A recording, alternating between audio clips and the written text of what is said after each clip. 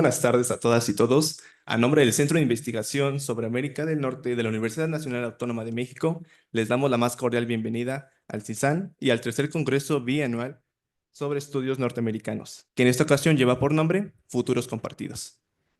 A continuación, iniciaremos la 25ª mesa de análisis de este Congreso, que lleva por título Diversas aristas de la política comercial en Norteamérica. Asimismo, les recordamos a todos nuestros asistentes que la sección de preguntas y respuestas se realizará al final de las presentaciones de cada uno de nuestros ponentes.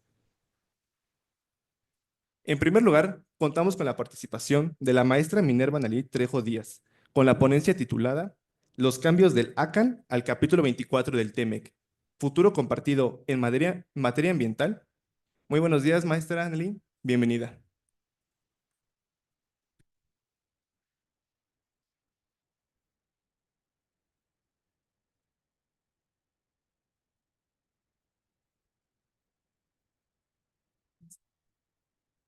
Muchas gracias. Gracias al CISAM por abrirnos la puerta a estos congresos, a tener la oportunidad de discutir temas de actualidad, hacernos preguntas y cuestionarnos nuestra realidad socioeconómica en la cual vivimos.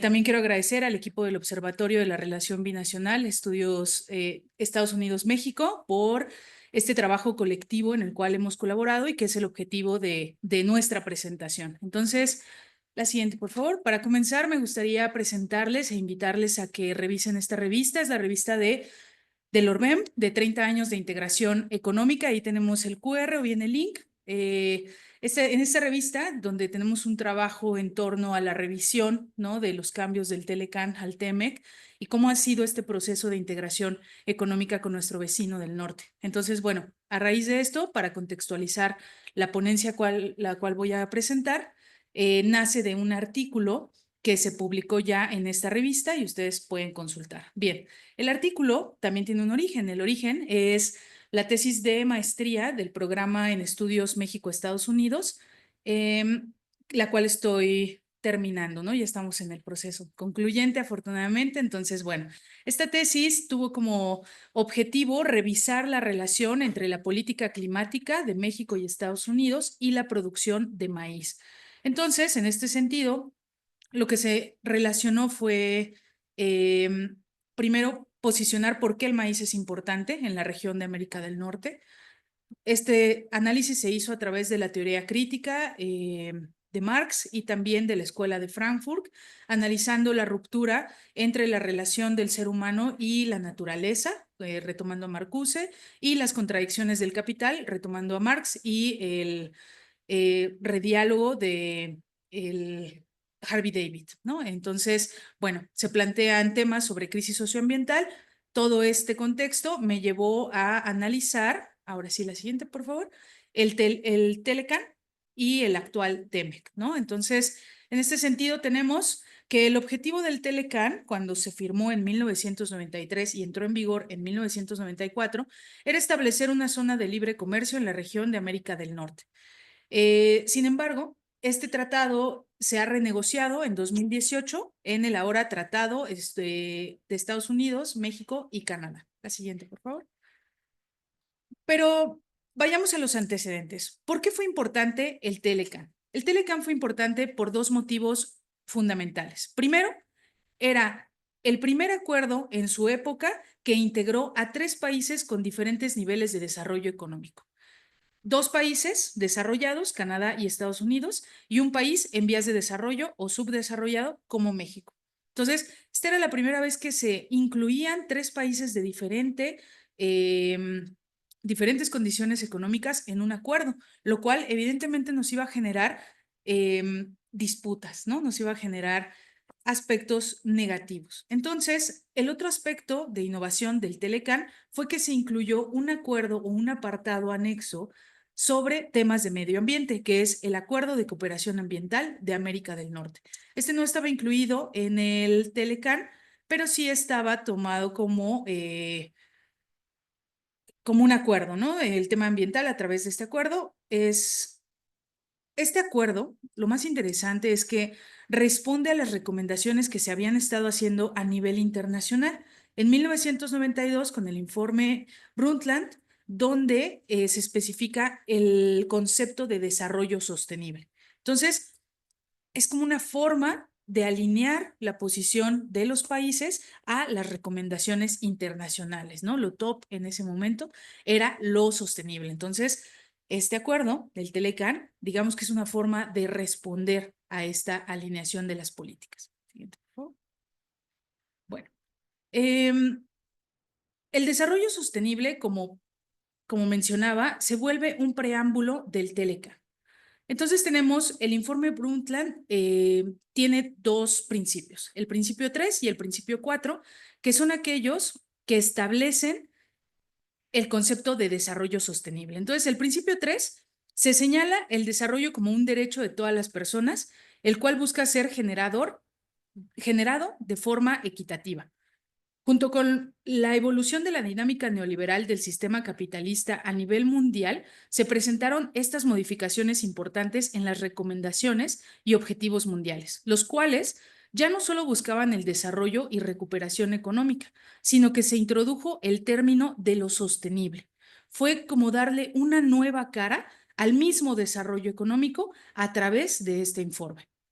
En el cuarto principio, se le asigna un nombre a esta nueva cara del desarrollo sostenible, que sigue siendo económico, pero ahora tiene un apellido, sostenible. La primera vez que se utilizó esta definición fue a partir de este informe y tras los trabajos se creó la Comisión Mundial sobre Medio Ambiente y Desarrollo. La siguiente. Es así que esto es el fundamento para el capítulo o el apartado de medioambiental del Telecan. En este sentido, les traigo aquí el esquema del triángulo de Nikhab, que ahora lo que se busca con el concepto de desarrollo sostenible es incluir la palabra sostener, pero desde tres enfoques: el enfoque social, el enfoque económico y el enfoque ecológico. Y es así como se resume en este pequeño esquema, ¿no? Tenemos tres planos: el plano social, que busca una equidad; el plano económico, que continúa buscando este crecimiento; y el plano ambiental a través de la sostenibilidad. Vayamos un poco de historia para comprender el contexto del Telecan. La siguiente.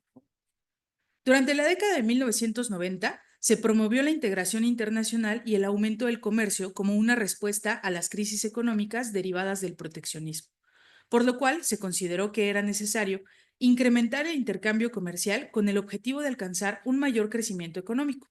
Dicha tendencia constituiría la nueva cara del sistema capitalista, el neoliberalismo. Mientras que en el ámbito ambiental se reflejó en la implementación de diferentes acciones por parte de la comunidad internacional, como la creación del panel intergubernamental de expertos sobre cambio climático o el IPCC en el mismo año, impulsado principalmente por Reino Unido y Estados Unidos.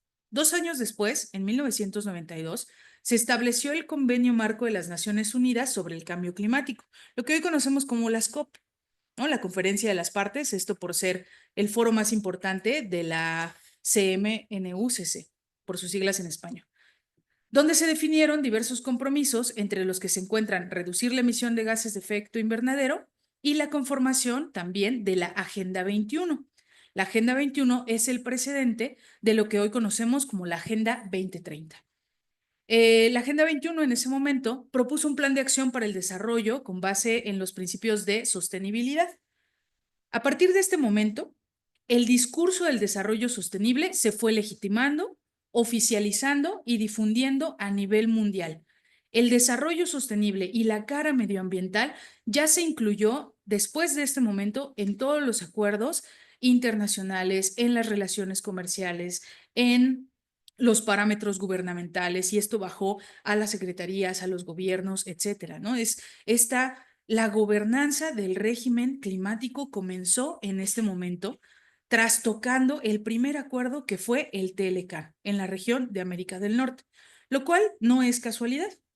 La OMC, mediante los procesos de integración económica, promovió la inclusión de apartados con carácter ambiental en los acuerdos de libre comercio. Esto se debe a que Estados Unidos, como Estado hegemónico, tiene la capacidad de delinear la agenda y los asuntos internacionales en los distintos organismos internacionales. Por lo tanto, se consideró que el medio ambiente era un tema prioritario.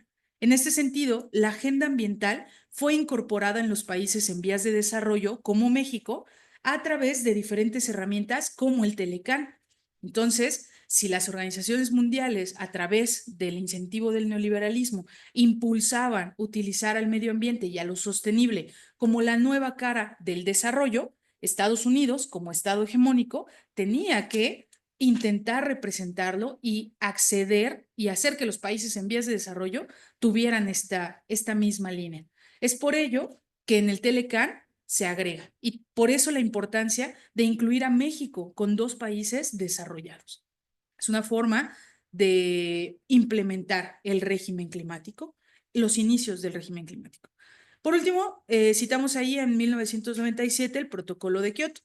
No obstante, se encuentran contrariedades en el sistema capitalista como su conditio sine qua non, las contradicciones del capital, así se pueden analizar también en los acuerdos y en las posturas de los estados. Bueno, Kioto es uno de los acuerdos más interesantes. En este acuerdo se establecieron diversos objetivos para la reducción de gases de efecto invernadero de origen humano y se diseñaron mecanismos para garantizar su cumplimiento. Sin embargo, una de las principales preocupaciones del Protocolo de Kioto es la falta de participación de Estados Unidos. Tanto Estados Unidos como Canadá y México participaron en la preparación, en el diseño y en la redacción de este protocolo. No obstante, solo Canadá y México lo ratificaron. Y esto fue por las condiciones internas económicas de Estados Unidos. La siguiente, por favor. Bueno, ahora sí vamos al tema. ¿Cuáles son los cambios del Acuerdo de Cooperación Ambiental de América del Norte, el ACAN, al TEMEC? Bueno, la renegociación, para rememorar un poco nuestro contexto, en el 2018, cuando el nuevamente presidente de Estados Unidos, Donald Trump, señaló que su administración buscaba priorizar los intereses comerciales de Estados Unidos y recuperar su economía, considerando al Telecán como una amenaza para su crecimiento económico. Es entonces cuando se impulsa esta renegociación del Telecán, lo que es ahora el TEMEC.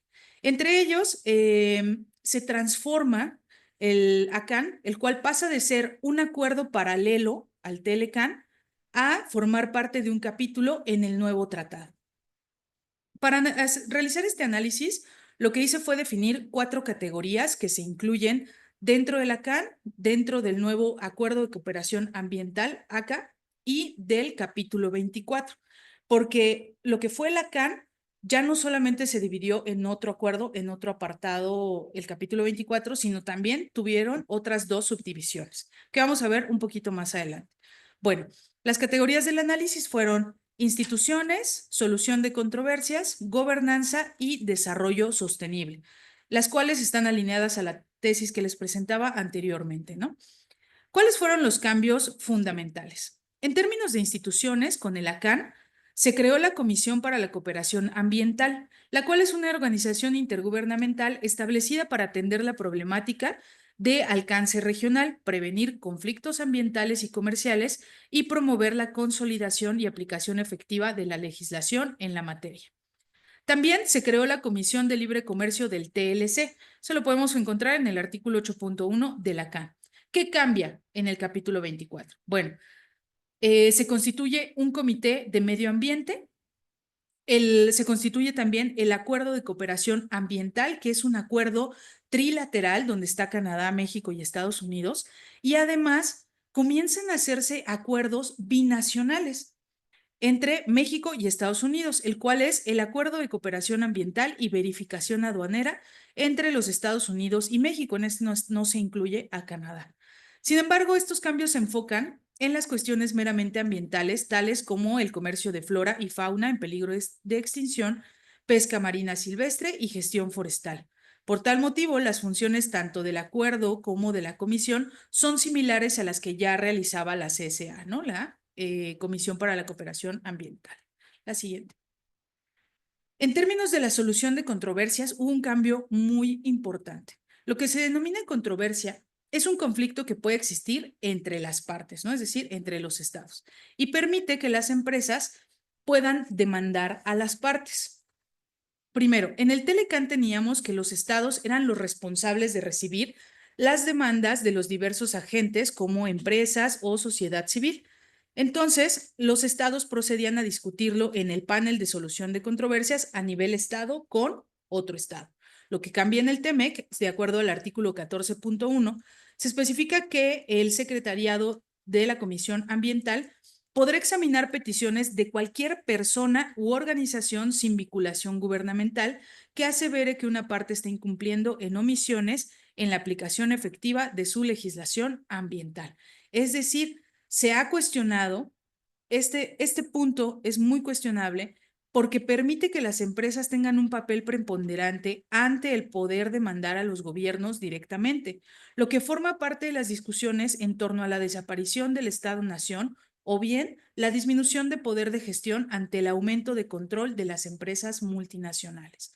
Es decir, se le brinda más poder a las empresas y se disminuye o se difumina el papel del Estado a través de este nuevo acuerdo. ¿Cómo lo podemos observar? La siguiente, por favor. Uno de los problemas más actuales sobre la solución de controversias es la discusión en torno al maíz transgénico y a la importación de glifosato. Bueno, tenemos una historia larga desde que sale en el Diario Oficial de la Federación la prohibición de la importación de maíz transgénico para consumo humano. Esto se lleva al panel de solución de controversias del TEMEC y recientemente, hace 15 días, el 5 de febrero, la decisión ha quedado recogida en el Diario Oficial de la Federación. Lo pueden consultar ahí en la cita, donde dice, se cita la revocación de la autorización del maíz genéticamente modificado destinado a consumo humano. Se suspenden las acciones para sustituir del maíz genéticamente modificado en los sectores de consumo animal, industrial y humano. Esto quiere decir que el panel de solución de controversias falló a favor de Estados Unidos. La siguiente, por favor. El tercer ámbito de análisis fue la gobernanza, ¿no? En el Telecán, el concepto de gobernanza no se incluía porque era un concepto muy nuevo. Estaba surgiendo, entonces no existía una definición en sí. Sin embargo, lo que se hizo fue una forma de reforzar la idea en la que se constituyó dicho tratado. De esta manera se buscó tener un liderazgo regional para el continente americano y mundial bajo la competencia en 1993 con Asia y con la Unión Europea, la competencia económica. En el TEMEC, por otro lado, sí se añade la palabra gobernanza. Y no solamente se añade, sino que también las partes reconocen que necesitan una mayor cooperación y que están buscando una gobernanza ambiental, la siguiente. E incluso nos muestran diversos puntos, ¿no? Se muestran las metas para la gobernanza ambiental que podemos encontrar en el ACA, es el artículo 10.2, y mencionan metas como mejorar el desempeño ambiental, aumentar la participación pública, responder a desastres, emergencias ambientales y eventos climáticos extremos, cooperación transfronteriza, conservación de la biodiversidad, entre otros. Entonces, hay una función explícita del término de gobernanza dentro del TEMEC, una gobernanza medioambiental. La siguiente, por favor.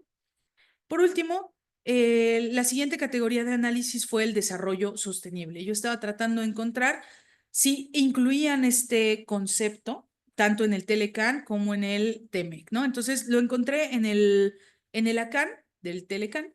El concepto de desarrollo sustentable se precisaba en el objetivo número 2 y se incentivaba la participación social en el objetivo número 8. En el artículo segundo se establecieron los compromisos generales, entre ellos elaborar y poner a disposición pública informes del estado de medio ambiente a nivel regional. Sin embargo, en el capítulo 24 se observa que se le da mayor peso en términos discursivos al concepto de desarrollo sostenible. En el artículo 24.7.1, las partes reconocen el papel que tienen los acuerdos multilaterales de medio ambiente e incentivan a la comunidad internacional a acercarse a incluir estos temas en sus acuerdos.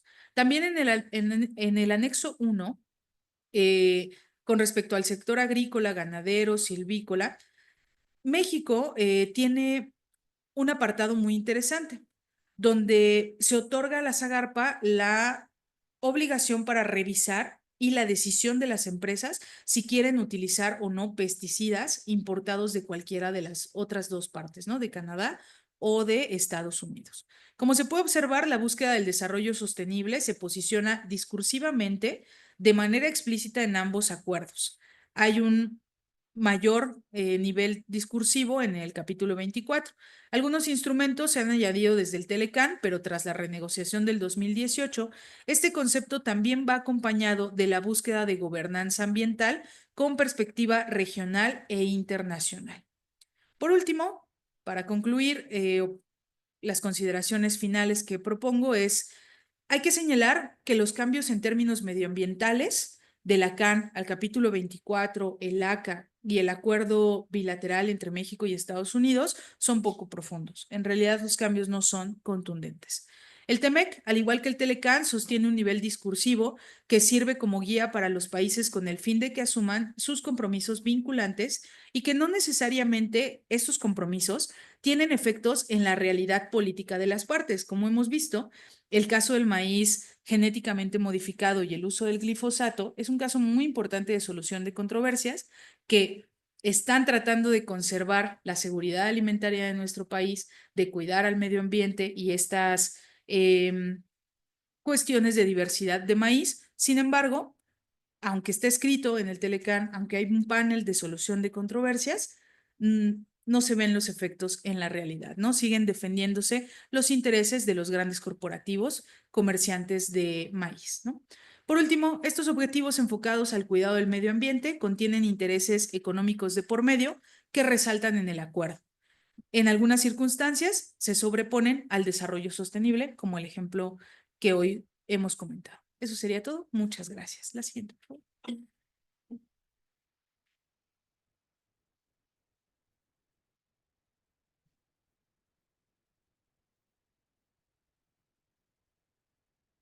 Muchísimas gracias, maestra. Sin duda alguna, su intervención nos permite entender, creo que ya usted lo mencionaba al comienzo de la ponencia, las contradicciones internas que existen, no solamente de la lógica de los sistemas económicos, sino ahora también al interior de un tratado de libre comercio como es el TEMEC. Sin duda el tema del maíz transgénico seguirá dando de qué hablar porque si bien el panel ya emitió su dictamen final, también hay acciones al interior del Estado mexicano que buscan seguir combatiendo el maíz amarillo transgénico, ¿no? Específicamente creo que en la parte discursiva se mantiene respeto a la decisión del panel, pero al interior se busca, ¿no? Ahora prohibir la siembra de maíz amarillo genéticamente modificado en territorio nacional. Entonces eso sin duda alguna seguirá dando de qué hablar y mucho para reflexionar. Muchísimas gracias, maestra. Ahora continuamos con el trabajo del licenciado Iván López Martínez, que lleva por título El cabildeo entre reglas y sistemas, el caso de América del Norte. Adelante, licenciado López.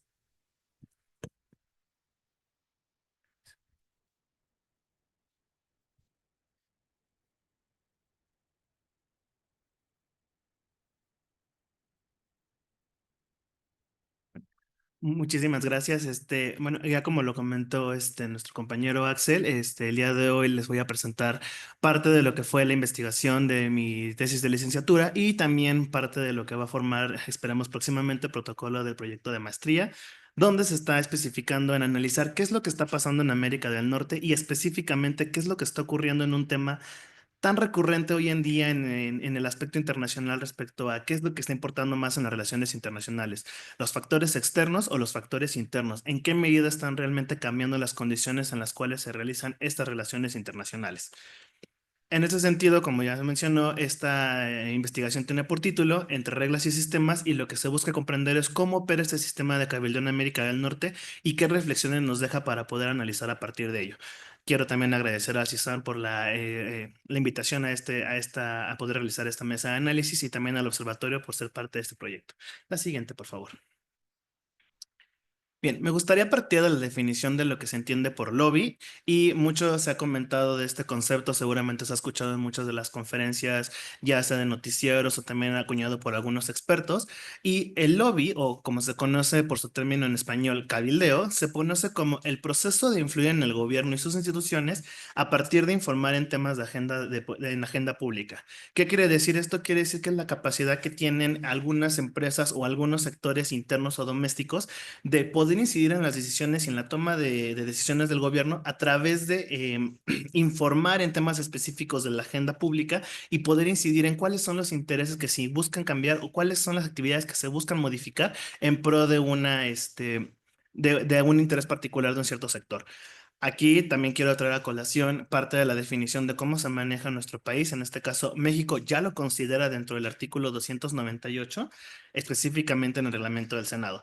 Aquí se define como la actividad que realizan personas dedicadas a promover intereses legítimos de particulares ante los órganos directivos y comisiones del Senado o ante senadoras y senadores, ya sea en lo individual, en lo conjunto y con el propósito de influir en decisiones que corresponden en el ejercicio de sus facultades. La siguiente, por favor. A partir de ello, yo hago la pregunta base, ¿qué es lo que está pasando en América del Norte y cómo está este proceso en cada uno de los países que integran esta región?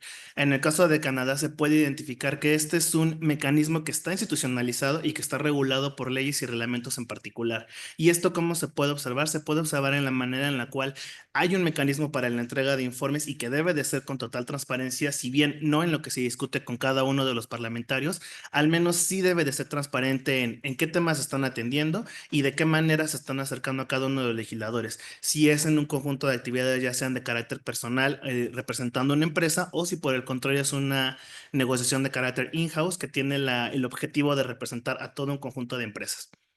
En ese sentido, el sistema político canadiense se ha caracterizado por mantener toda esta reglamentación y legislación con el objeto de mantener una total transparencia de esta actividad.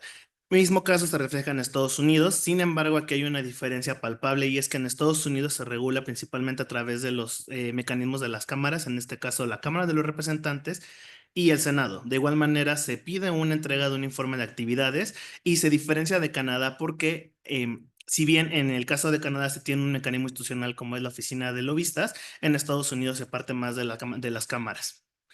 Esto también se puede ver representado en México y particularmente de México es un tema que apenas se está iniciando a partir de la década de finales de la década del 90 y lo que se busca es entender cómo al interior de México se está empezando a tomar en consideración estos intereses domésticos que muy pocas veces se dan en política interna.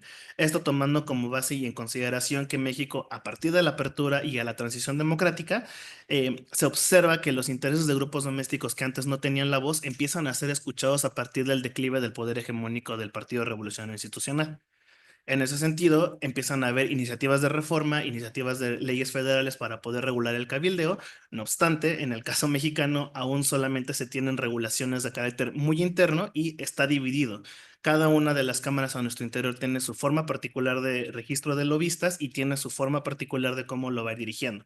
Se tiene como órgano central a la mesa directiva y en ese sentido, al menos en el establecimiento de reglamentos, no se visualiza la entrega de informes de actividades. Únicamente se pide el registro de temas en los cuales se van a incidir y con qué tipo de legisladores se quiere incidir principalmente. También se saca por convocatoria si alguno de los lobistas se quiere registrar. Actualmente se está a la espera del registro tanto en el Senado como en la Cámara de Diputados para 2025. La siguiente, por favor. En este sentido, quisiera yo recapitular cómo está la estructura de este sistema en en toda la región de América del Norte. Y se puede identificar que cada uno de los tres países que compone esta región tienen en común el sistema político de carácter federal. No obstante, el hecho de que sea de carácter federal no significa que sean las mismas condiciones. En el caso de Canadá se puede identificar un sistema político de carácter parlamentario, mientras que en Estados Unidos y en México se identifica un sistema político de carácter presidencial. Esto por sí mismo da una dinámica de jerarquías en la división del sistema político y a partir de ello, quiénes son los actores que tienen mayor incidencia. Particularmente en el caso de mi investigación, yo la centré en la política comercial para tratar de comprender dónde es donde se incide de mayor manera en este tema específico de la política comercial. En el caso canadiense se identifica a la Cámara de los Comunes como este órgano capaz de regular la capacidad de que la política comercial pueda incidir en avance, ya sea en acuerdos comerciales o también en este forcejeo con los grupos de interés. En el caso de Estados Unidos es el Congreso en su integridad tanto de la Cámara de Representantes como del Senado. Mientras que en el caso mexicano aún se observa por cómo está estructurada nuestra constitución, se observa que la parte de la política comercial aún está en mayor peso por cómo está la agenda del presidente o la presidenta en este caso. En ese sentido, existen limitantes legales diferentes para cada uno de estos países. Por su parte, Canadá tiene tiene una percepción autónoma dentro de su sistema federal, por lo cual cada una de las provincias incide de diferente manera en cada uno de los temas, mientras que en Estados Unidos hay una jerarquía constitucional donde si bien se otorgan ciertas libertades a cada uno de los estados de la Unión, no pueden ir por encima de lo que está estipulado en la Constitución. Por su parte, en México se tiene únicamente texto constitucional y ahí está definido qué temas son específicamente de carácter federal y qué temas son específicamente de carácter local.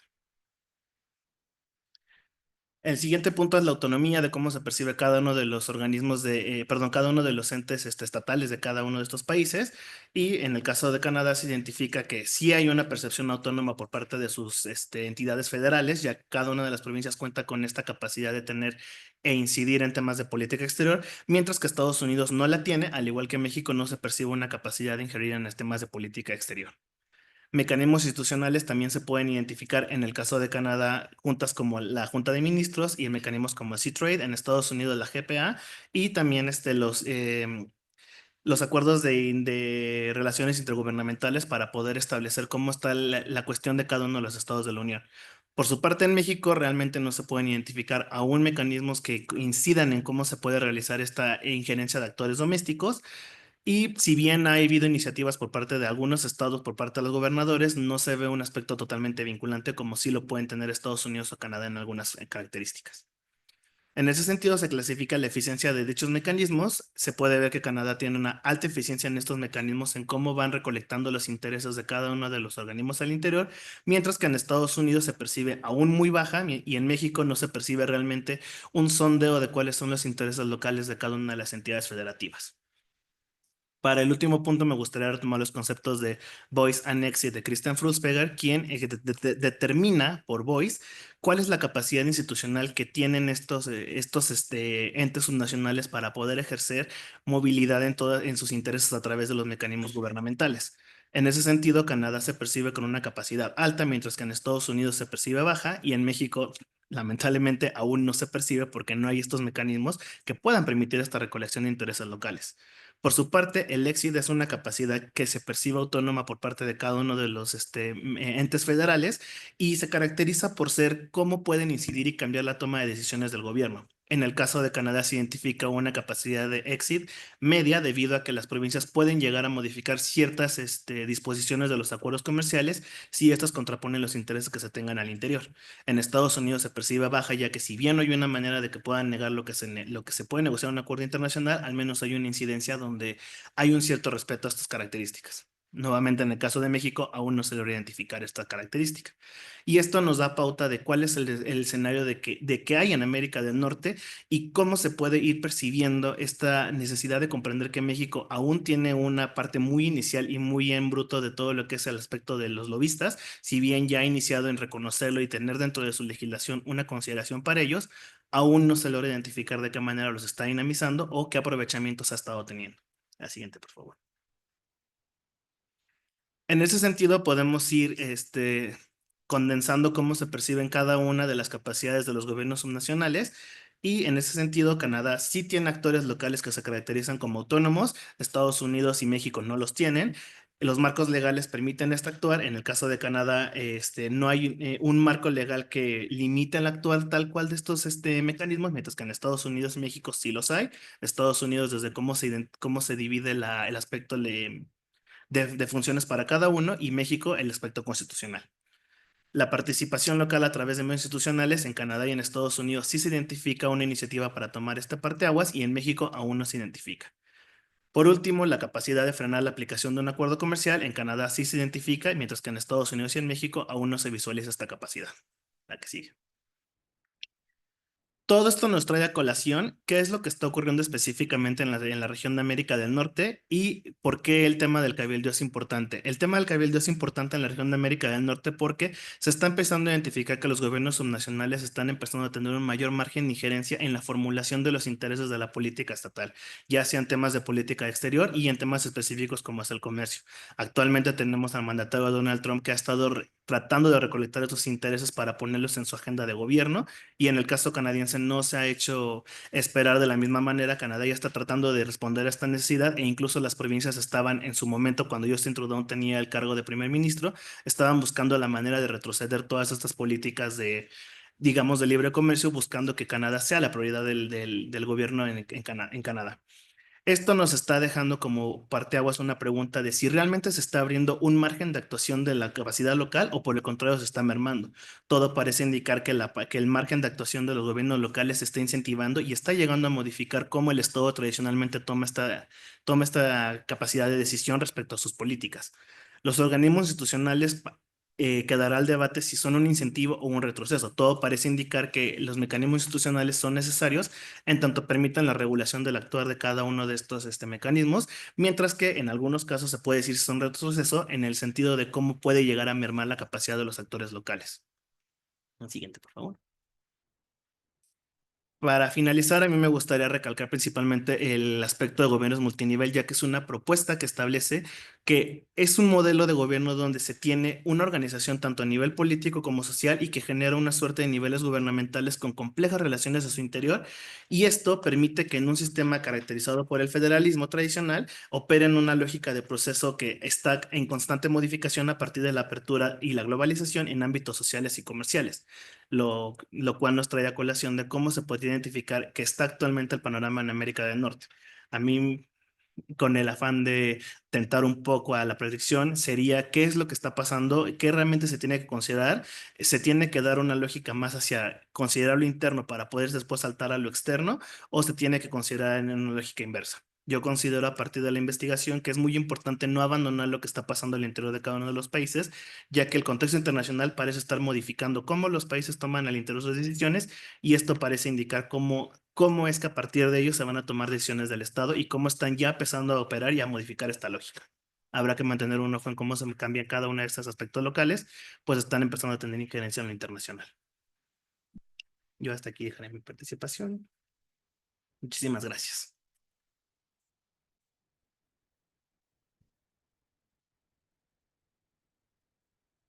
Muchísimas gracias, licenciado Iván. Sin duda alguna, tu participación nos permite entender también cuáles son las incidencias que tiene tanto los sistemas como los modelos políticos que conforman a los países de la región de América del Norte y que sin duda alguna modifican las dinámicas que existen entre cada uno de los países, que pueden llevar a tomar acciones de manera trilateral o bien de manera bilateral o simplemente a un proceso de relegarse, ¿no? Como es a través de los proteccionismos. Creo que las provincias de Canadá se habían posicionado ya a través también de una dinámica proteccionista con este discurso de Canada First, ¿no? Algunas provincias, principalmente las del Pacífico, ya estaban proponiendo retirarse del TEMEC. Entonces, sin duda alguna, el caso de Canadá pues, nos permite también complejizar aún más la dinámica regional que existe en Norteamérica. Muchísimas gracias, estimado Iván.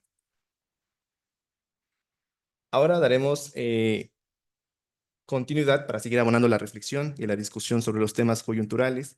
Contamos con la participación de Brian Lutman Bonilla y Danae Galeana García, quien en colaboración con la doctora Mariana Paricio Ramírez presentarán los resultados de su investigación titulada Elecciones, Aliados y Democracia, el financiamiento de Estados Unidos a Ucrania como mecanismo de diplomacia económica. Bienvenidos, adelante. Muchas gracias, Axel, por las palabras. Sin duda, hoy estamos muy contentos de poder participar en el tercer Congreso Bienal de Estudios Norteamericanos que organiza el Centro de Investigaciones sobre América del Norte del CISAN, y sobre todo con una mesa acompañada por importantes colegas que analizan desde diferentes perspectivas y aristas de la política comercial. El tema de investigación que hemos desarrollado en conjunto con la doctora Mariana Paricio, Danae Galeana y yo, Brian Lutman Monilla, está vinculado sobre elecciones y aliados y democracia en cuanto a la ayuda exterior que brinda Estados Unidos en la guerra Rusia y Ucrania. Hace 3 años que inició el conflicto entre Rusia y Ucrania, surgieron varios análisis en torno al papel que debía ocupar Estados Unidos. Sin duda, el año pasado, a inicios, en el reporte Economic Index sobre la democracia, señalaba unos puntos nodales. El primero es que el sistema internacional se encontraba en importantes cambios, sobre todo por el auge de conflictos regionales que habían apuntalado el papel de varias potencias. 3 señalaba el reporte: China, Rusia y Estados Unidos. Estos conflictos y puntos de inestabilidad permitían apuntalar a entender cuáles eran las capacidades de las relaciones internacionales para comprender los nuevos conflictos internacionales y sobre todo entender el posicionamiento de la democracia a nivel internacional. Al respecto, el índice señalaba 2 cuestiones muy importantes. La primera era el papel que tenía Estados Unidos en torno a la formulación de la paz, el papel que tiene Estados Unidos al llegar a acuerdos y consensos para también establecer los mecanismos y soluciones para abordar la paz internacional. Ante ello, el reporte señalaba que la política exterior de Estados Unidos se ha perfilado en dos importantes términos: la autocracia versus la democracia. Ello quedó acentuado en el Libro Blanco de Seguridad Nacional publicado por el presidente Joe Biden en 2021, en el que señalaba que la autocracia versus la democracia era uno de los principales ejes que articulaban a la política exterior de Estados Unidos, identificando la seguridad nacional como un elemento clave. Bajo ese elemento es que el discurso de la política exterior de Biden ha mantenido o ha buscado dar el apoyo a los aliados con respecto a la ayuda internacional. En este sentido, la presente investigación se enfoca en analizar y comprender el papel que tiene la asistencia internacional que brinda Estados Unidos con respecto a Ucrania, sobre todo en el ámbito interno, considerando dos puntos nodales: el papel del legislativo y el poder ejecutivo, que pueden facilitar en el caso del Congreso u obstruir la ayuda que puede brindar el Ejecutivo con respecto a la asistencia internacional. Para ello, lo que nosotros proponemos es realizar, uno, comprender cuál es la capacidad de negociación entre el Ejecutivo y el Legislativo que permite cooperar u obstruir el acceso al financiamiento para ayudar a los países aliados bajo la justificación de la disputa entre autocracia versus democracia en el caso de la guerra Rusia-Ucrania. Para ello, se hizo revisión de las fuentes de US Foreign and Assistance, US Congressional Research Service y Bureau of Political Military Affairs de US Department of State. En este sentido, la ponencia se estructura en tres importantes secciones. En la primera se discute las características generales de la diplomacia económica, la relación entre el Ejecutivo y el Congreso para proveer la asistencia financiera.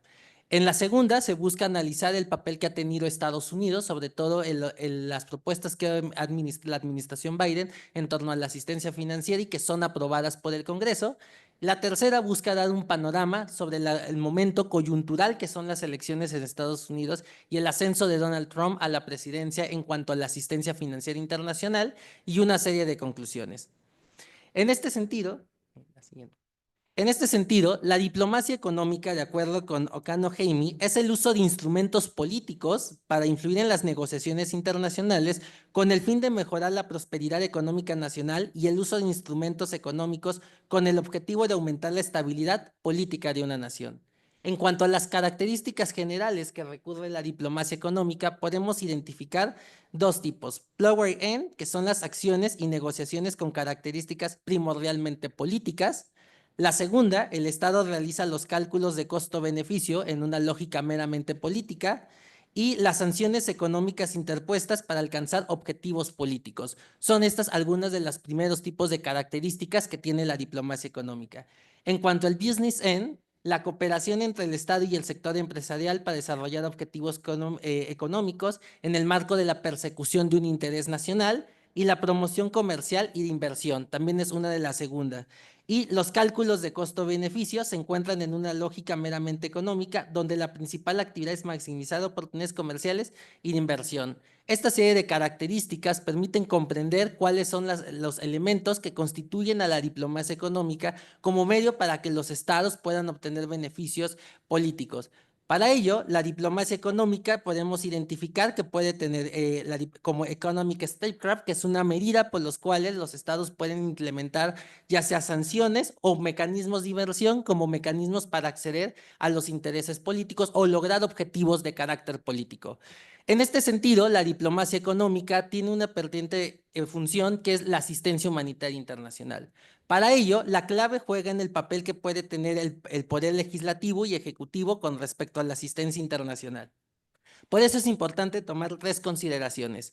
La primera es que el partido del presidente en turno no cuenta una mayoría en el Congreso. Cabe señalar que tanto el legislativo como el ejecutivo buscan implementar políticas públicas. Y ambas políticas públicas van alineadas a uno, si el partido del presidente mantiene también control del Congreso. Si no lo mantiene en una de las cámaras, habrá capacidades por las cuales tenga que negociar con el objetivo de que esa agenda se pueda llevar a cabo. Para ello se debe tomar en cuenta también la polarización partidaria. Es decir, el sistema de partidos contempla uno, qué tanto están polarizados y si permite entonces que las capacidades o la agenda del presidente se pueda cumplir a través del Congreso. El análisis supone, desde la ciencia política, que entonces la capacidad legislativa estará orientada a los recursos, es decir, cuál es la capacidad de negociación de los legisladores y que estén en sintonía con la agenda pública del presidente para permitir llevar a cabo las acciones que busca realizar y entonces promover desde el Congreso estas mismas. Y la segunda tiene que ver con mecanismos de control que establece el legislativo sobre el Congreso, que pueden haber de dos tipos, ex ante y ex post. Los primeros son mecanismos que buscan permitir o dar una previsión de control al Ejecutivo antes de que pueda implementar una serie de acciones. Para ello, puede señalar, uno, el establecimiento de medidas jurídicas que busquen entonces ralentizar los procesos que busca promover e implementar el presidente. Se pueden establecer una serie de leyes que entonces hagan que las instituciones públicas o la autoridad del presidente pueda verse mermada. Las capacidades ex post tienen que ver con costos que pueden perjudicar al presidente y que van a movilizar la actividad burocrática dentro de las dependencias. Para ello, los legisladores tienen capacidades de negociación que pueden influir en la toma de decisiones del Ejecutivo. En este sentido, lo que señalan es que también debe ser la labor del congresista quien tenga un importante papel. Uno, porque los congresistas buscan la reelección. Y para ello, al buscar la reelección o tienen una percepción de mantener o llevar a cabo que la institución mantenga los valores, entonces movilizarán de acuerdo a esa serie de preferencias. De este modo, estas dos capacidades lo que buscan es regular el papel que tiene del legislativo al ejecutivo. ¿Cómo se puede observar entonces este proceso en la asistencia y la ayuda financiera? En 1961 se comenzaron a establecer las directrices con respecto a este proceso y la evolución que ha tenido la asistencia financiera y el control del Congreso. Para ello se pueden identificar, al menos uno, que la asistencia financiera está delimitada por 5 tipos de categorías, que son de desarrollo económico, las segundas tienen que ver con desarrollo humanitario, aquellas de carácter militar, algunas son de carácter militar y humanitario y desarrollo económico y asistencia humanitaria.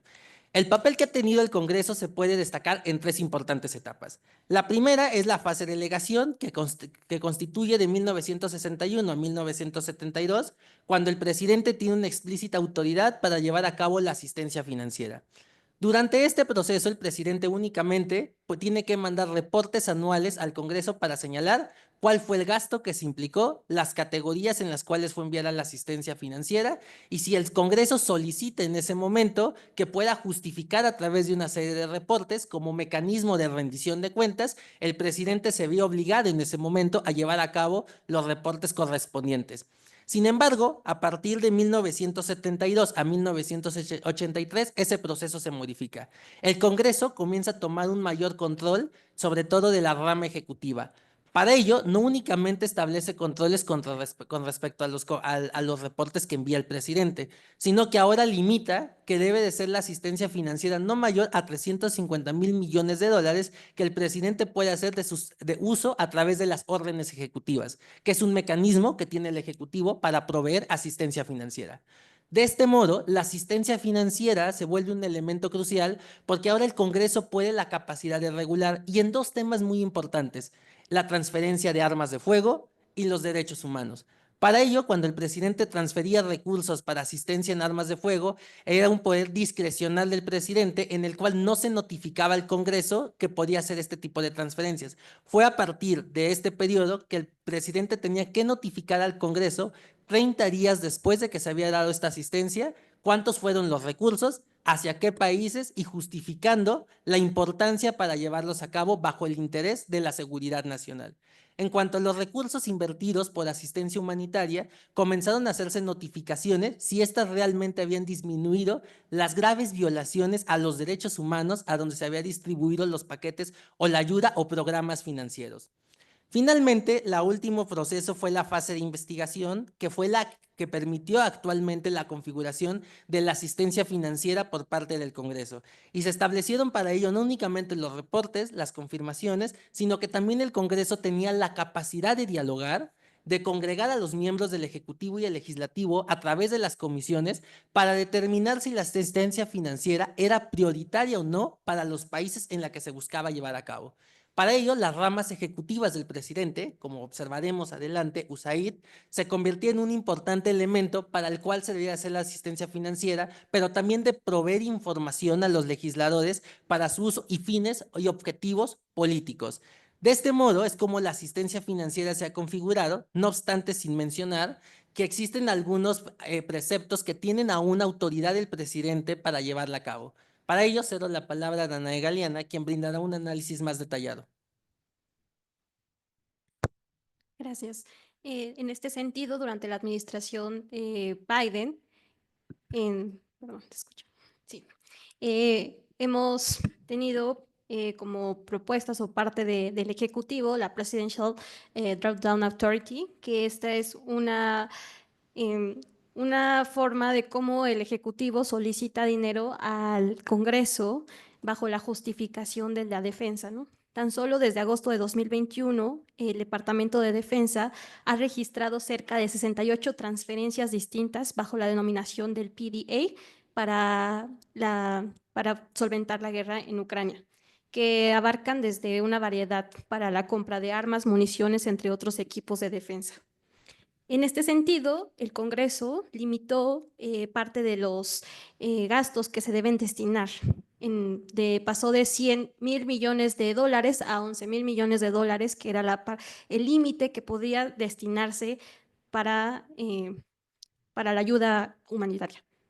Tan solo en los años fiscales del 2022, por ejemplo, tenemos un registro de 14,500 millones y para 2023 fueron 7,800 millones. Se mostró una disminución en torno a el dinero destinado por parte a través de la Presidential Drawdown Authority.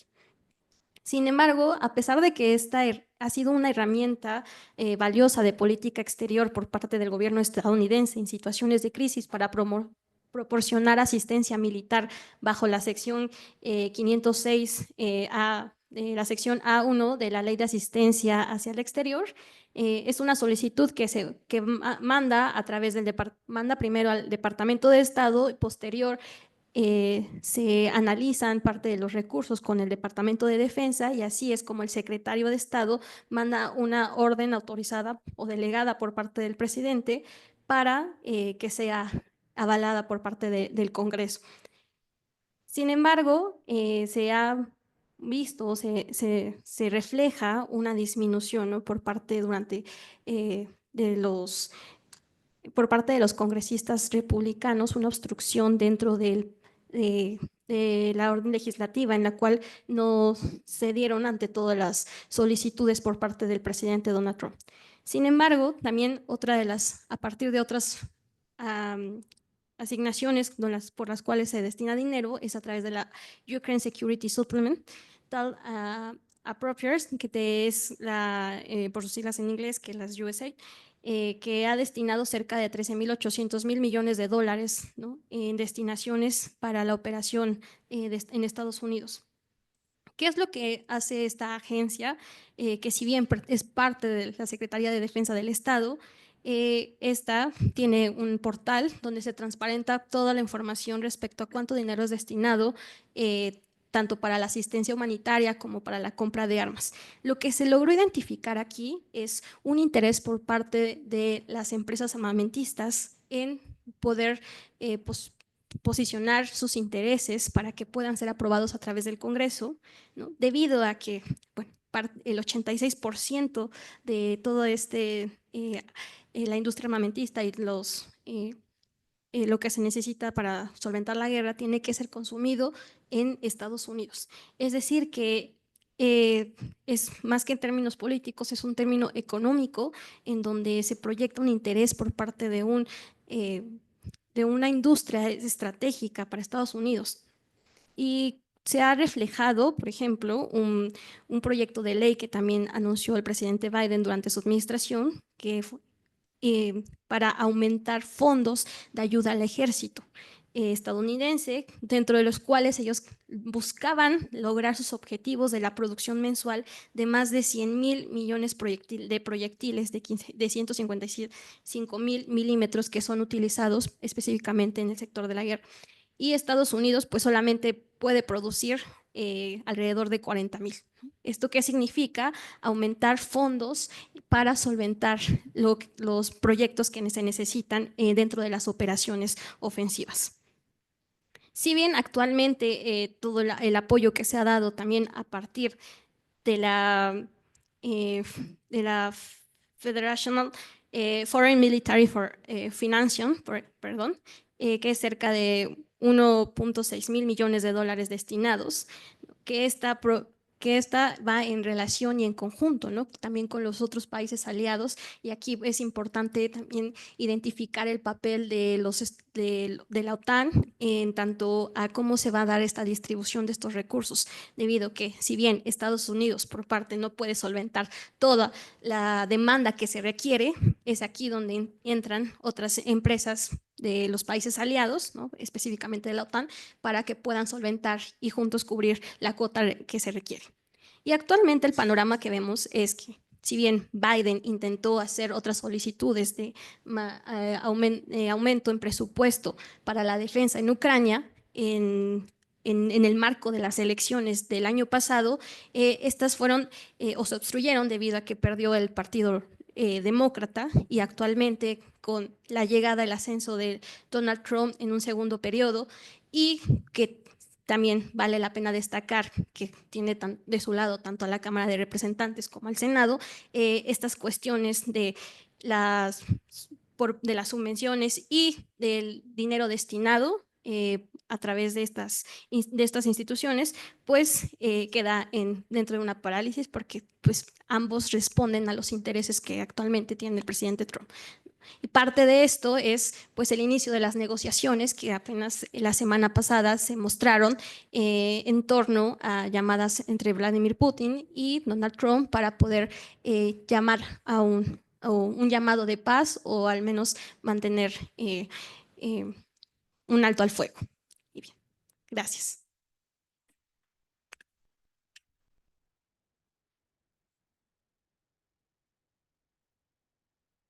Muchísimas gracias, estimada Danae y querido Ludman. Eh, Me parece que la introducción con la que iniciaron su presentación nos permite también abrir el debate sobre cuál es la manera en que los discursos están jugando un papel relevante, ¿no? Si bien la administración Biden se había concentrado en hacer esta distinción entre autocracias y democracias, apelando a que la ayuda que se le destinaba a Ucrania era para reforzar la democracia, parece ser que todo cambia ahora con Donald Trump, ¿no? Ayer que llamaba a Zelensky un dictador sin elecciones, parecería ser que la lógica del discurso ha cambiado radicalmente y que realmente habrá una nueva dinámica en la materia de la diplomacia económica y los instrumentos que Estados Unidos pueda emplear en relación a Ucrania y sobre todo en relación a otras regiones del mundo, ¿no? Por ejemplo, está el caso del desmantelamiento del USAID como un principal instrumento de diplomacia económica que pone también en duda cuáles serán los nuevos pasos o los nuevos instrumentos que Estados Unidos pueda emplear para seguir promocionando ciertos intereses que puedan identificarse al interior de este país. Muchísimas gracias a ambos. Para cerrar esta mesa de análisis, contamos con la intervención del doctor Daniel Romero León y la de la licenciada Marily Miguel Rodríguez, quienes contribuirán a la discusión con su ponencia titulada TEMEC, Desarrollo Digital e Innovación Tecnológica, consideraciones para el comercio transfronterizo México-Estados Unidos. Pueden hacer uso del micrófono.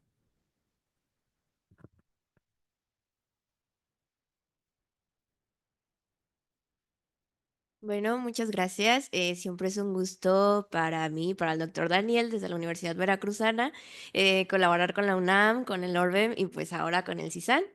Y pues nada, también me da mucho gusto poder platicar con ustedes un tema que considero clave en las relaciones de México y Estados Unidos, que es el comercio transfronterizo bajo el TEMEC y cuáles son aquellos desafíos que se enfrentan bajo a este nuevo panorama político.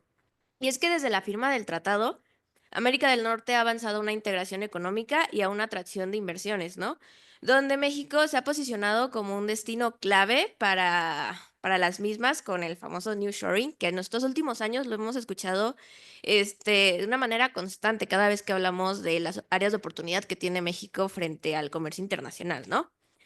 Y es que, o bueno, sin embargo, también con la reciente reelección de Donald Trump y sus primeras acciones en el gobierno, nos plantea una realidad un poco más compleja o distinta a lo que veníamos estando viendo unos pocos años atrás. Y es que desde los primeros días de su mandato, Trump ha tomado decisiones o declarado emergencia nacional la frontera sur, ha aumentado la militarización y a su vez endurecido la postura que tenía ya contra México. Además, con esta constante posibilidad de nuevos aranceles, también nos genera un poco de incertidumbre con qué pasa con nuestras exportaciones, ¿no? Y a su vez genera mayores tensiones diplomáticas.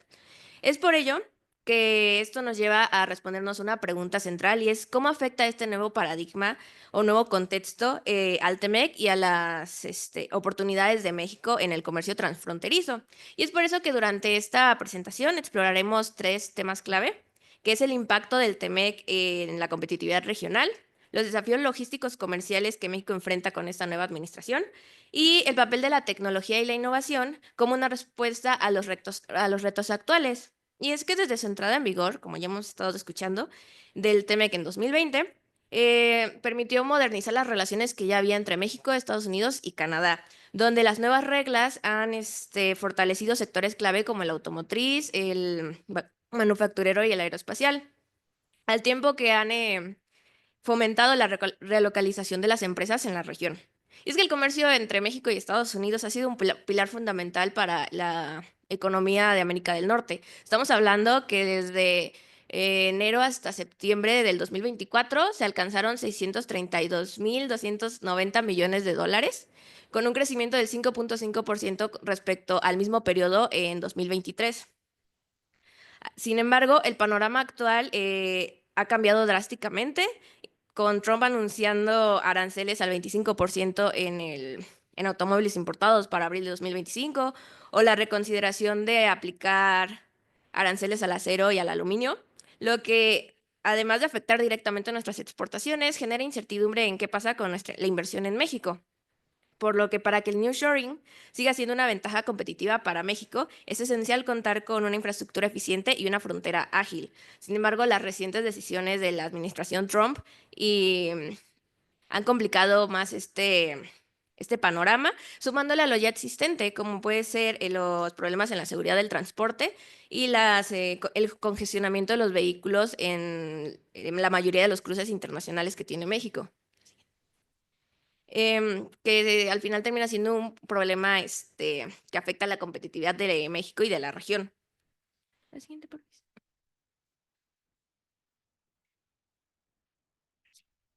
Y pues es que desde el regreso al poder de Donald Trump, ha declarado emergencia nacional la frontera sur, argumentando una invasión migrante que ha llevado a un refuerzo de la seguridad y a un aumento de los puestos de inspección, lo que termina impactando y ralentizando el flujo de mercancías. Pues esas medidas no solamente afectan las relaciones binacionales, sino que también entorpecen el comercio transfronterizo. Esto ya lo vimos, por ejemplo, en 2023 en la aduana de Texas, cuando se implementaron inspecciones adicionales a los camiones mexicanos, lo que terminó generando un retrasos importantes y pérdidas millonarias.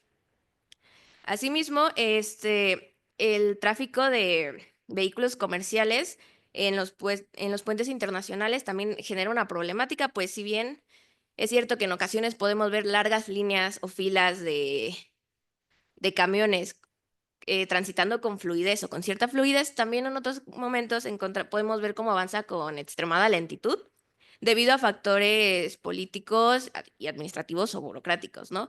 No yéndonos tan lejos, la semana pasada la frontera norte experimentó una paralización parcial debido a trabajos de mantenimiento. Entonces, eso terminó impactando en la ralentización del tránsito de las mercancías de México a Estados Unidos.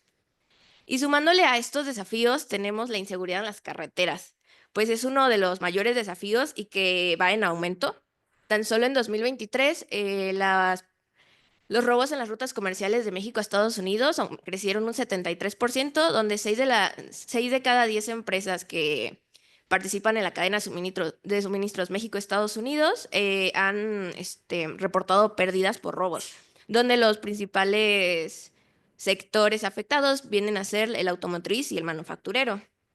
La siguiente, por favor. Y es que ante este panorama de incertidumbre, México debe apostar por innovación y tecnología que permitan mantenerlo competitivo en la región. y por lo que la implementación de herramientas tecnológicas innovadoras en procesos aduaneros y logísticos puede mitigar estos riesgos ya antes mencionados, ¿no? El tema de la inseguridad, la congestión y las barreras fronterizas.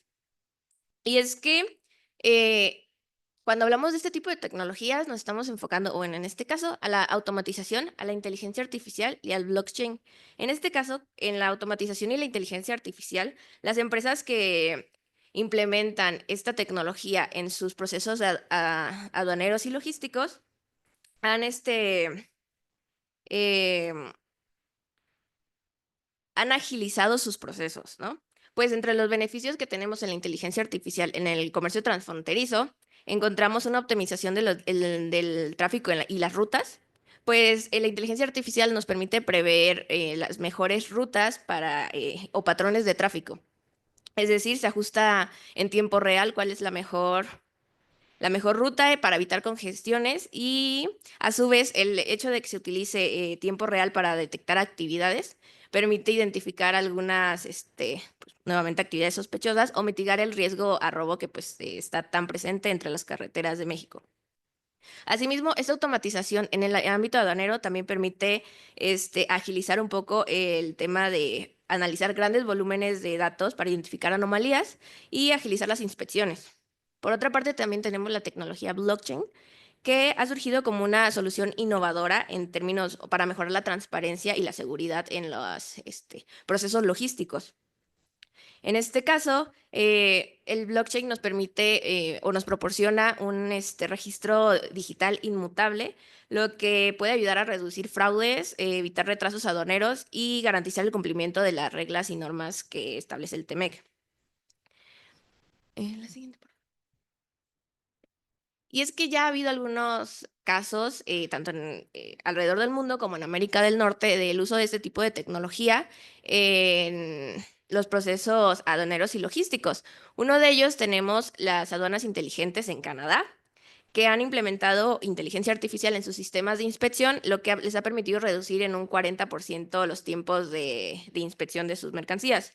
Por otro lado, en México tenemos la aplicación Road Tracer, que permite calcular las rutas de carga que sean más eficientes en términos considerando la congestión vial, accidentes o condiciones climáticas, lo que a su vez permite reducir tiempos de entrega y lo que termina impactando en reducir también los costos operativos.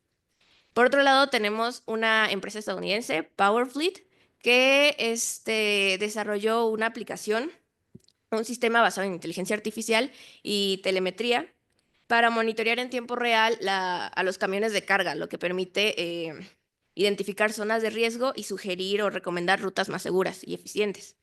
Y por otro lado, en cuanto a la tecnología blockchain, tenemos a la empresa IBM y Maersk, que han desarrollado la plataforma de blockchains TradeLens, que permite a todas las partes involucradas en una cadena de suministros, estamos hablando de aduanas, transportistas y empresas, ver en tiempo real el estatus y la ubicación de sus mercancías o de sus productos. La siguiente, por favor. Y bueno, hablando de toda esta innovación y la necesidad de combinar infraestructura física con tecnología, tenemos dos proyectos estratégicos bastante importantes y que creo que se escuchan constantemente. Y el primero es el corredor TEMEC, que es una conexión ferroviaria entre México, Estados Unidos y Canadá con el fin de mejorar la movilidad de mercancías y reducir los costos. En este caso podemos encontrar rutas desde Mazatlán hasta Winnipeg, en Canadá. Y también tenemos el corredor interoceánico del Istmo de Tehuantepec, en el que busca ser una alternativa al Canal de Panamá y buscando reducir tiempos de traslado entre el Golfo de México y el Pacífico en un 50%. La siguiente, por favor. Y bueno, entre las consideraciones finales de este análisis es que México ha logrado consolidarse como un socio estratégico para América del Norte, aprovechando las oportunidades que le brinda el TEMEC y el crecimiento constante del comercio transfronterizo. Sin embargo, las nuevas políticas de la administración Trump representan un desafío significativo que podría afectar la estabilidad y la competitividad del país en el comercio internacional. Por lo que para mantener su liderazgo, México debe apostar por 3 áreas de oportunidad clave. La primera es fortalecer su infraestructura y seguridad. Con esto quiere decir reducir los costos de logísticos y asegurar un tránsito más eficiente entre las carreteras. Apostar por la tecnología y la innovación, pues como ya lo venimos platicando, el implementar tecnologías como la automatización, la inteligencia artificial y el blockchain pueden mejorar la eficiencia comercial y a su vez agilizar los procesos aduaneros. Y finalmente, diversificar sus mercados y estrategias, pues explorando nuevas oportunidades en el comercio global. Pues el TEMEC sigue y seguirá siendo una herramienta clave para México. Más que nada, su éxito dependerá de las decisiones que tome el país frente a estos desafíos. Pues las decisiones que se tomen hoy serán, o serán determinantes para garantizar que el país siga siendo un destino atractivo tanto para el comercio como para la inversión extranjera. En un futuro, pues la inversión en tecnología e innovación no se tiene que ver solamente como una necesidad de modernizarse, sino como una forma de responder a aquellos posibles o futuras barreras comerciales que se puedan presentar. Y bueno, eso sería todo de mi parte.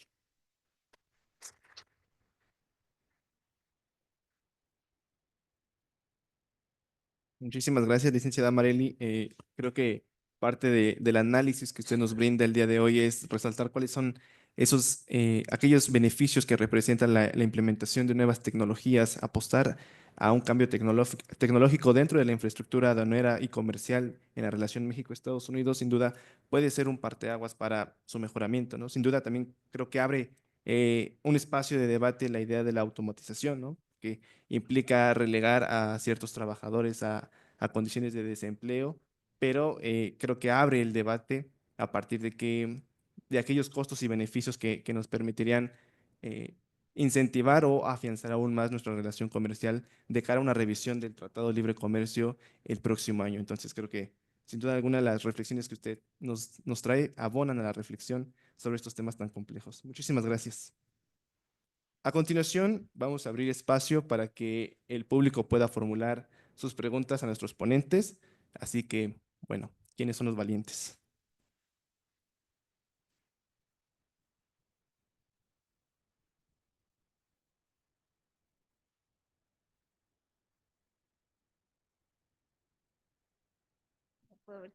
Bueno, dado que la disputa entre la autocracia y la democracia es una justificación clave para la asistencia de aliados, ¿en qué medida los cambios en en la composición del Congreso han afectado concretamente la aprobación del bloqueo, bueno, la aprobación o el bloqueo de financiamiento para Ucrania? Bueno, perdón, estoy un poco nerviosa. De Ucrania desde el inicio de la guerra con Rusia. ¿Ok? ¿Alguien más? A ver, si quiere, por favor. Para Marely, me parece que nada más en una ocasión de las innovaciones tecnológicas que nos comentaban, dijeron que México ya la tiene.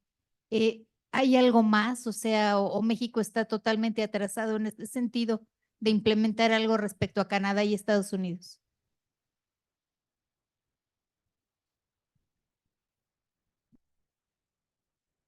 Bueno, buenos días. Primero quiero felicitar a la mesa sus exposiciones, dado que es un trabajo de muchos años y valorar la importancia de dar espacio a jóvenes universitarios que presenten de forma sólida sus investigaciones. Así es que primero una felicitación a cada uno de ustedes. Y mi pregunta tiene que ver de forma transversal en cada una de las ponencias. Eh, una de las cuestiones que se está discutiendo es la relevancia del cabildeo, ¿no? Estamos pasando desde el tema agrícola de la ponencia de Minerva hacia, digamos, lo que nos presenta Iván, pero cómo el cabildeo y la división de poderes en un Estados Unidos y México donde hay una prevalencia de los partidos políticos, ¿no? Que tienen el poder. Y bueno, veremos el caso de Canadá, pero parece que va en el mismo sentido, como el cabildeo en temas prioritarios, ¿no? Comercio electrónico, apoyo, ayuda económica o militar, sector agrícola y lo subnacional es relevante, ¿no? Para esta relación entre los tres países.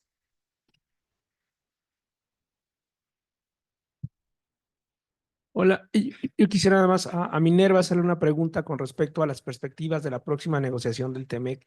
Es decir, ¿qué viene para el sector agrícola? Obviamente tú hacías un focus muy particular al tema del maíz, pero ¿cuáles serían las expectativas que tendríamos en este proceso de renegociación, esta revisión que viene con respecto al sector agrícola? Porque obviamente para el caso mexicano hay realmente estamos atravesando un proceso de depresión del campo mexicano y obviamente esto genera una presión adicional para las negociaciones que vienen. Entonces, un poquito tu perspectiva en base a lo que has considerado, al menos en el caso de...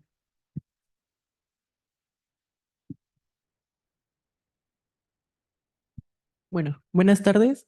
Mi pregunta va dirigida hacia Marely, porque me interesaría saber más acerca del impacto económico y geopolítico que se esperaría que tengan los corredores expuestos en la relación comercial de México con Estados Unidos y otros socios del TEMEC.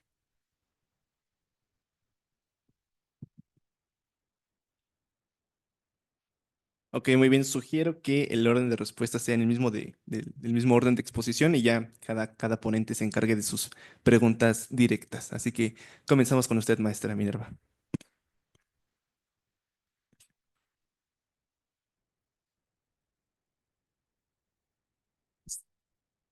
Muchas gracias por sus preguntas, por los planteamientos. Es muy interesante escuchar cómo reinterpretan y comprender los intereses, ¿no? A los cuales nos vamos especializando desde nuestras ponencias y nuestras perspectivas.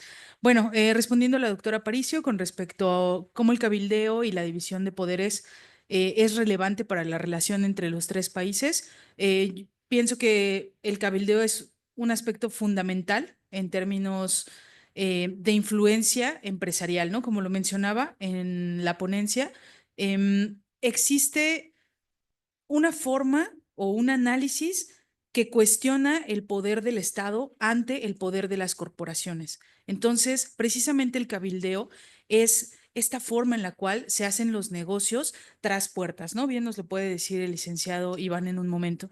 Y justo quería plantearte una pregunta, ahora la planteo.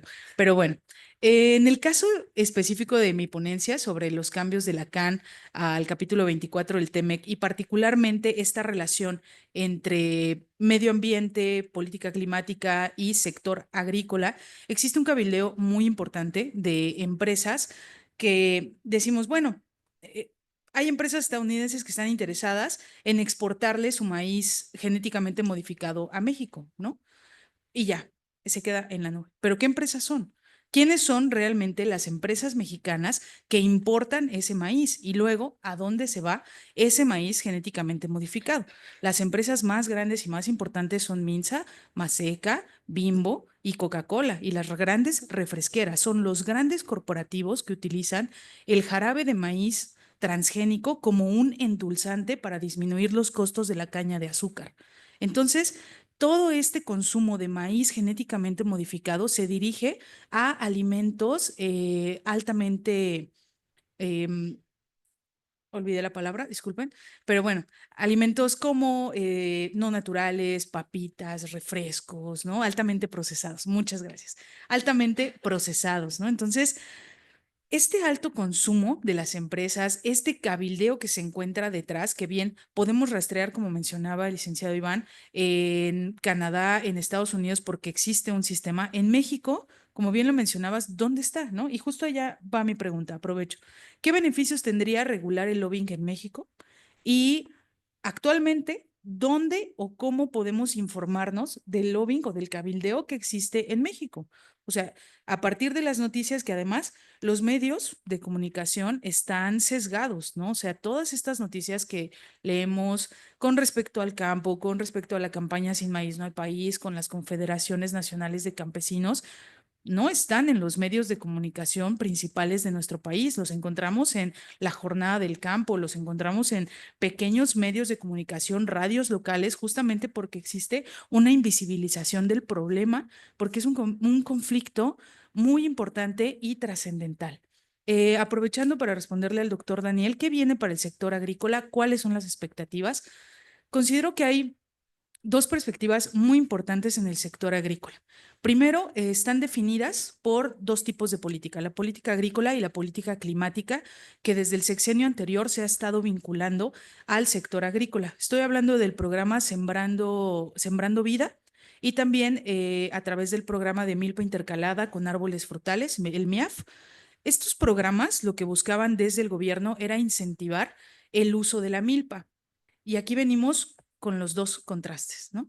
La milpa resulta ser, tras diferentes investigaciones, una estancia de investigación que realicé en Navarra, en España, crucé el océano para descubrir que uno de los métodos más sostenibles agrícolas es la milpa.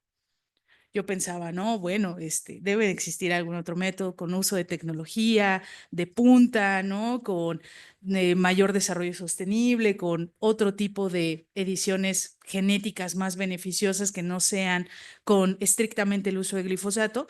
Y bueno, en las investigaciones y en la experiencia, resulta que la milpa es uno de los métodos más sostenibles. Entonces ahí tenemos estas contrariedades, ¿no? Mientras que nuestro gobierno intenta incentivar el uso de la milpa a través del programa Sembrando Vida, que busca tener efectos positivos, ¿no? De un programa gubernamental como para poner esta estrella, ¿no? Decir, sí, sí estamos haciendo programas gubernamentales hacia el campo. Tenemos la otra realidad, ¿no? La milpa se ha hecho desde hace miles de años y no es de un programa gubernamental, es de las costumbres de las personas. Por otro lado, tenemos que el maíz y la milpa, el uso de la milpa, normalmente es para autoconsumo, mayoritariamente es para autoconsumo. El objetivo del maíz mexicano no es exportar y vender, sino consumirlo, porque somos el país que más maíz consume en el mundo. Entonces, creo que las expectativas dependen de cómo se vayan a plantear desde el gobierno, ¿no? Tenemos la oportunidad de realizar de darle más importancia a las políticas de adaptación climática y justamente una serie de las políticas de adaptación climática sería utilizar la milpa como un medio sostenible. El problema que tenemos es que nos enfrentamos al cambio climático. No podemos incentivar riego si no hay agua, ¿no? O sea, aunque se instalen sistemas de riego, si no llueve, si no hay pozos, es complicado poder hacerlo. Entonces, tenemos una serie de retos muy complejos. Creo que el resultado, la expectativa, deviene más bien de las decisiones y de la política gubernamental. Y sobre todo, darle esta importancia al uso de la milpa como un medio sostenible agrícola.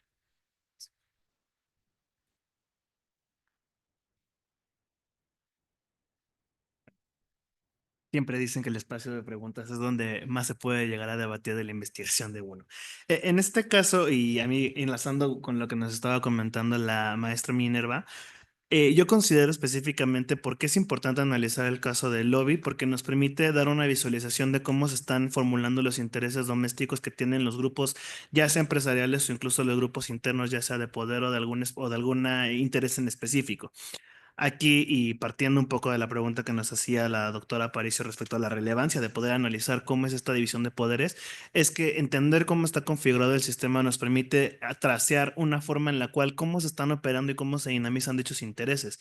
En el caso de Canadá parece que importa más cómo se formulan las provincias, ya que el hecho de que las provincias sean las garantes de protección a determinados temas, como puede ser el sector laboral, como puede ser el sector comercial, o incluso temas tan específicos como protección hacia sectores protegidos como el agrícola, permite comprender cómo estos intereses se formulan con una lógica de protegerse primero en lo local para después poderse posicionar en lo federal y decirle al país con el que están negociando, hay una protección que se tiene que garantizar, al menos en esta provincia, y si quieres un acuerdo de libre comercio, tiene que ir en esta lógica, y si no se respeta, en muchos casos se puede llegar a tracear una forma de no aplicar estas medidas.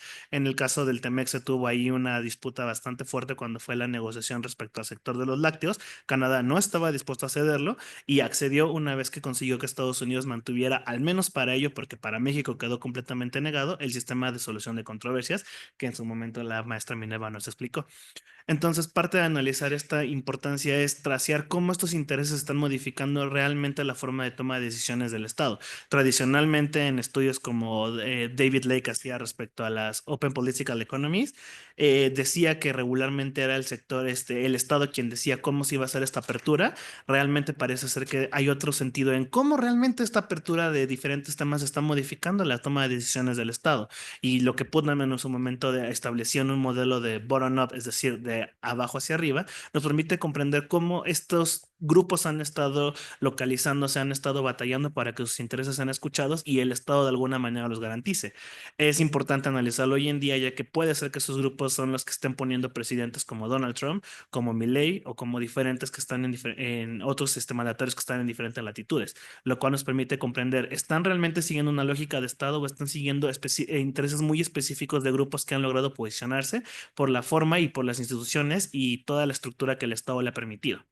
En este sentido, y tal y como lo mencionaba la maestra Minerva, retomando su pregunta de a México cómo se está regulando, esto es interesante porque aún no hay una regulación realmente fuerte. Te estamos hablando de que hubo proyectos de iniciativa de ley a partir de inicio de la década del nuevo milenio, donde se buscó que realmente hubiera una regulación como ya existe en Estados Unidos, como ya existe en Canadá, y que México tuviera elevado esta regulación a nivel federal. Lamentablemente se ha quedado en iniciativas de ley que no han podido trascender a que ya sea un proyecto para todo el país, sino que se mantiene específicamente en órganos directivos como es la mesa directiva del Senado y la mesa directiva de la Cámara de Diputados. Esto que nos trae como consecuencia que nos vislumbra que no es un tema prioritario aún de momento. La forma en la cual se están llevando a cabo los registros realmente es más con un aspecto administrativo y no tanto con una profundización para que México pueda llegar a tener esta información. La base de datos mexicana es un PDF con el nombre de registro del lobista interesado, que es eso, el lobista interesado, y no tanto a que se le exija un método de registro para poder tracear este proceso de cómo llegan estos grupos empresariales a poner sus intereses sobre la mesa y que busquen que el Estado garantice estos intereses y garantice la manera en la cual se van a proteger o incluso la manera en la cual están negociando con ellos. Se ha planteado en algunas circunstancias, al menos en el reglamento del Senado, sí está especificado que no se deben recibir pagos en efectivo, pero si el registro es de carácter voluntario, donde incluso yo me podría registrar como lobista, pues de qué manera tenemos una certeza de que existe una transparencia o una adecuada regulación. Creo que para México es una oportunidad voltear a sus vecinos del norte, no con el objeto de que sean como el modelo ejemplar, pero al menos un reconocimiento de que si ya está empezando a incidir en la política nacional, hay que continuar regulándolo y mantenerlo en la agenda.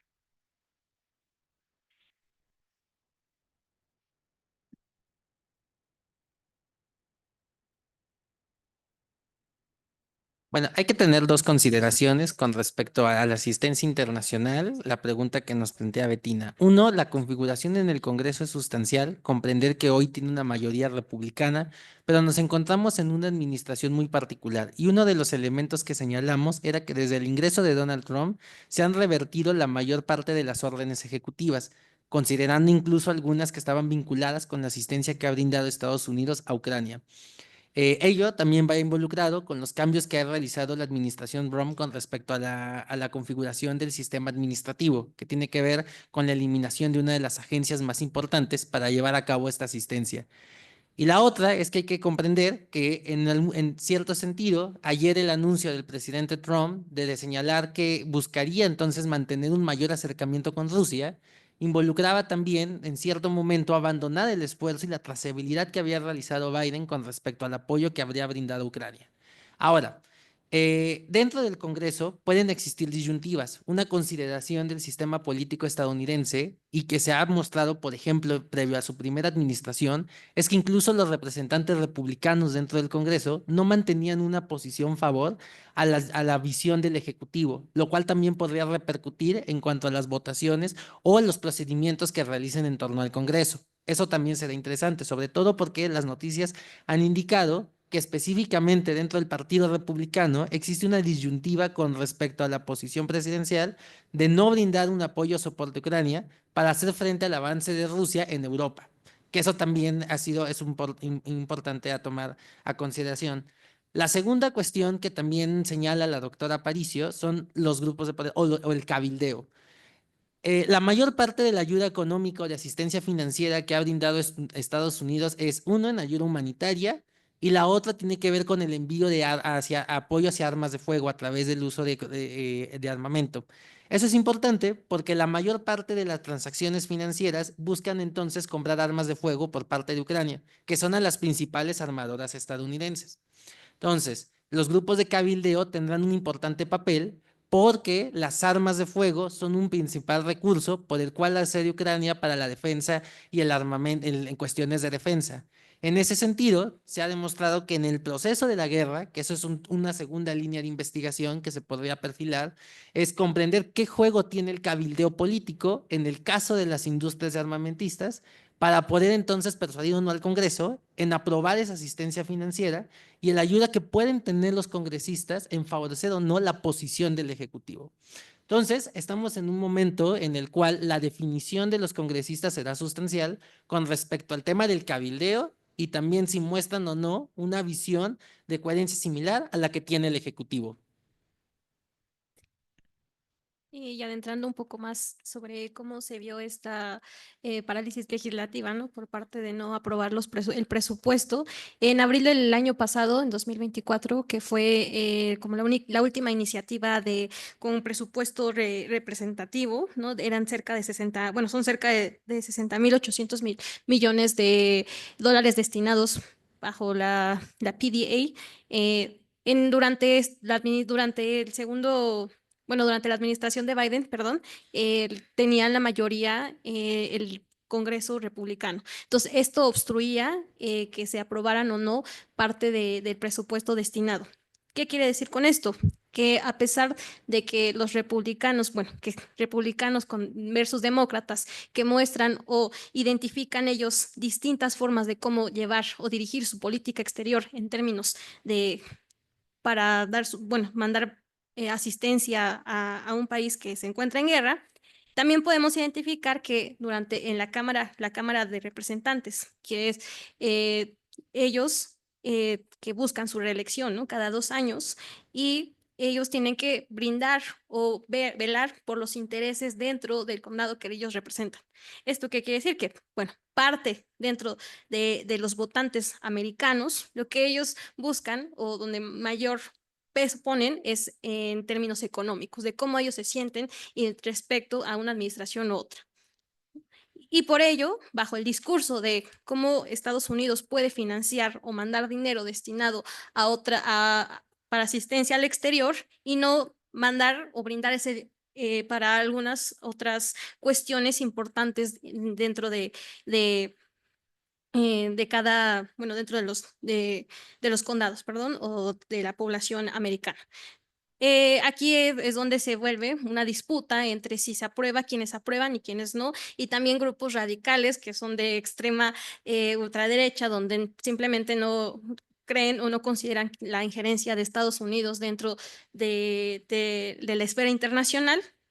Un poco ahora lo que estamos observando con el regreso de Biden, de Trump, quien se ha identificado, caracterizado por tener una política exterior aislacionista y por ello busca llegar a un acuerdo de paz con Rusia, entre Rusia y Ucrania.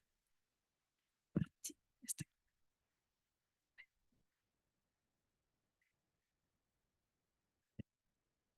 Bueno, primero respondiendo a la pregunta sobre si México solamente tiene esa herramienta como parte de automatización. No, fue como parte de uno de los ejemplos que quise poner para no expandirme tanto y abarcar un poquito de Canadá, México, Estados Unidos. Pero, por ejemplo, también tenemos el puerto de Manzanillo, que es uno de los puertos en México líderes en innovación y sostenibilidad, ¿no? Que son capaces de competir a nivel internacional con otros puertos. Pero también tenemos puertos un poco más rezagados. Y también creo que es un tema en el que la capacitación también es fundamental, como lo mencionaba en una parte de la presentación. Y un ejemplo claro es lo que pasó hace una semana. No recuerdo exactamente si fue el 11 o 13 de febrero, pero se expandió hasta el sábado. O sea, fue una parálisis parcial de las fronteras norte por una mala planeación en el mantenimiento de las mismas, ¿no? Entonces, sí tenemos capacidad en algunas aduanas, pero también en otras pues, se mantiene ese rezago, ¿no? No sé si respondes tu pregunta. Y bueno, respondiendo a tu pregunta sobre los corredores, bueno, los principales beneficios que se identifican tanto para el corredor de TEMEC como el interoceánico es una reducción de los costos logísticos y al conectar puertos, por ejemplo, en el caso de TEMEC, puertos del Pacífico hacia Estados Unidos y Canadá, ¿no? Y pues el del interoceánico, puerto, crear una ruta comercial un poquito más ágil que la que es el Canal de Panamá, que si bien no busca reemplazarlo porque la capacidad instalada de uno no puede competir con la del Canal de Panamá, pues busca reducir de 7.5 horas de tránsito a 4 horas, que hay un artículo muy interesante, la verdad no recuerdo el nombre, pero si quieres, te paso mi correo y te lo mando, que nos hablaba de que incluso la sola reducción de 10 minutos te paso el dato, de 10 minutos de tiempo de espera entre aduanas, puede aumentar el comercio transfronterizo, impactando positivamente la demanda agregada y la producción sectorial. Además, considero que el corredor del TEMEC podría, o a mi parecer, replicar el impacto del canal de Suez en el comercio global, ofreciendo una ruta tanto más rápida y económica entre México, Estados Unidos y Canadá. Muchísimas gracias a cada uno de nuestros ponentes por sus amables respuestas. En caso de no haber más preguntas, damos por concluida esta 25ª mesa de análisis, diversas aristas de la política comercial en América del Norte. Agradecemos al Centro de Investigaciones sobre América del Norte y a la Red de Norteamericanistas por su amable hospedamiento por el día de hoy. Y asimismo, agradezco a cada uno de los ponentes que han conformado esta mesa, a la maestra Minerva Naledi Trejo Díaz, al licenciado Iván López Martínez, a Brian Ludman Bonilla y a Danae Galena García, y a la licenciada Marely Miguel Rodríguez. Asimismo, no dejar de lado las participaciones de la doctora Mariana Aparicio y del doctor Daniel Romero León.